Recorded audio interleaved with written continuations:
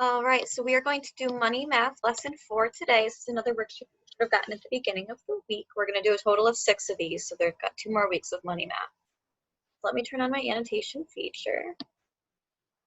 Okay, next dollar up worksheet 4, directions. Follow along with me as I solve next dollar up work problems and show my work.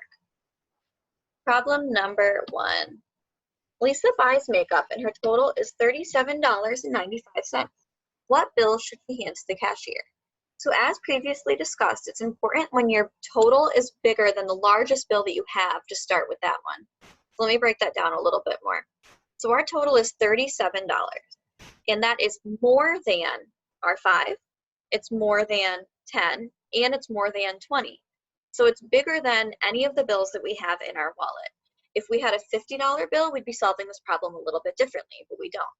So we're going to start with one of the 20s, and then we're going to do the math over here. So $37.95 minus 20 leaves us with $17.95 that we have left to deal with.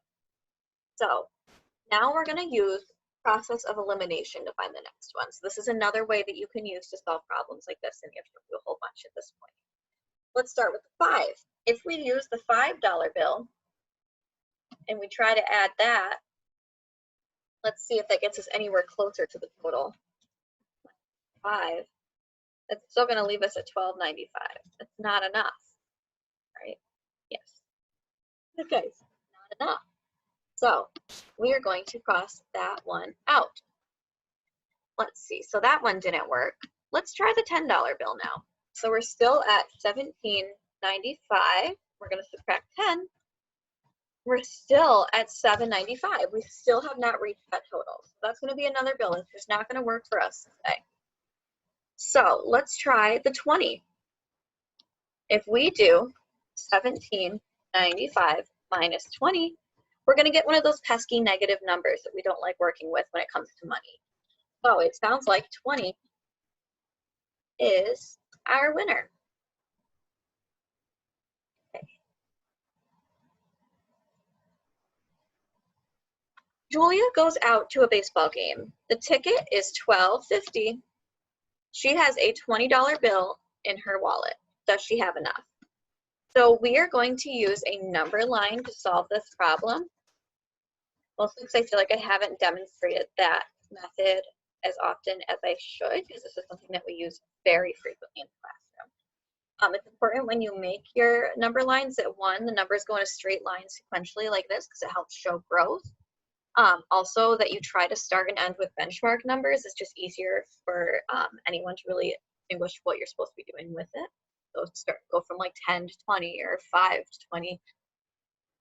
So first we're going to identify where our total is on here. And our total is right around here between the 12 and 13, so it's $12.13. And then what we have is a $20 bill, which is over here. So since what we have is further down the number line, therefore bigger than what we owe, and we have enough money to make that purchase. So that's how you would use a number line for a problem like that. Keisha goes to buy a raincoat. It costs her $27.30. She also has a $20 bill in her wallet. Does she have enough? So we're going to do another number line here.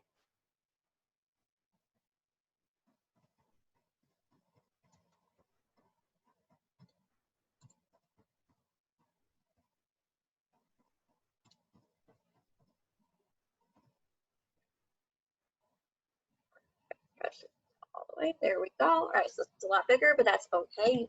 As big as you really need to. I'd also recommend putting more space between them. I just can't do that because I don't have the amount of space that I need here.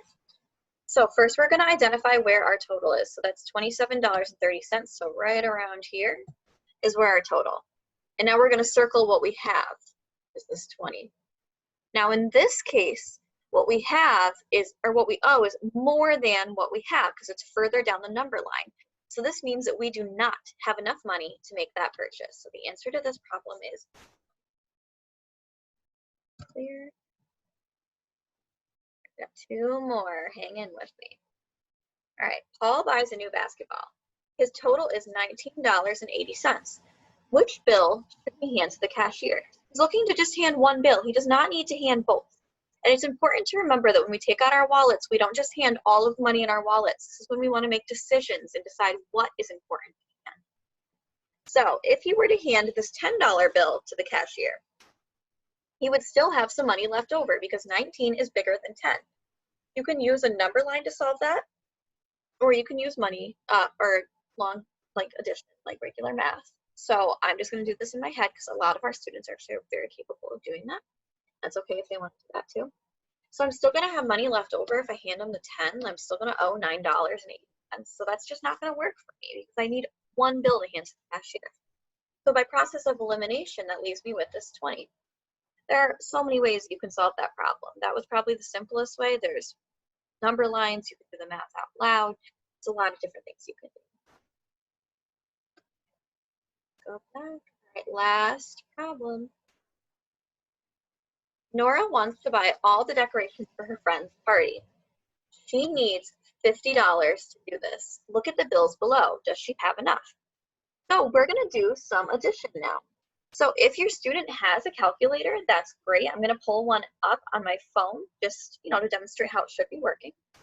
So here's our calculator, and we're going to add them all together. But first, I'm going to write it out because that tells me what I need to type into my calculator. It's a great first step. Let's add all the bills together. 20 plus 10 plus 5 plus 5 plus 1 equals, so let's type this into our calculator. 20 plus 10 plus 5 plus 5 plus 1 equals, I got 41 as my answer. Now, what's bigger, 41 or 50? So this is another time where we can make a quick number line.